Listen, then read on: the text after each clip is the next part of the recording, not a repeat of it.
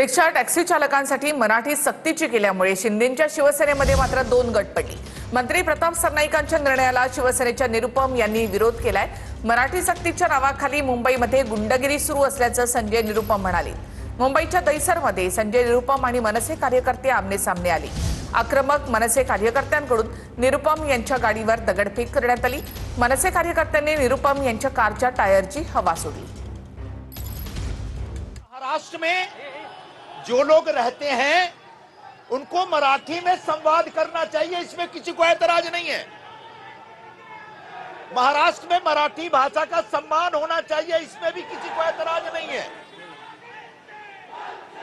लेकिन मराठी भाषा के नाम पे जोर जबरदस्ती करना, गुंडागर्दी करना, सख्ती करना, किसी को धमकाना, ये सरासर गलत है। हमारा विरोध इसका है। एकनाथ शिंदेच्या गटामध्येच या संदर्भात विरोधाची भूमिका आहे।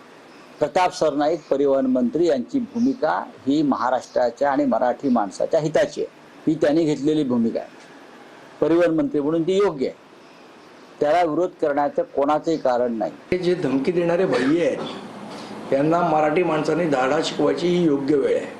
ह्यांना हे दाखवून द्यायला लागेल की तुम्ही म्हणजे मुंबई नाही, तुम्ही म्हणजे महाराष्ट्र नाही। इथे राहणारा मराठी माणूस म्हणजेच मुंबई आणि इथे राहणारा मराठी माणूस म्हणजेच महाराष्ट्र, आणि महाराष्ट्र आणि मुंबई यांना वेठीच कोणीही बाहेरचा भैया धरू शकत नाही। नरेंद्र मोदी, अमित शाह जेव्हा आपल्या महाराष्ट्रात येतात त्यांनी मराठीतच भाषण दिलं पाहिजे, असं काही कंपल्सरी करा ना। तुम्ही करू शकणार नाही कारण तुमच्या नोकऱ्या जातील। पण हे जे काही चाललेलं आहे हे महाराष्ट्रासाठी भूषणावं नाही।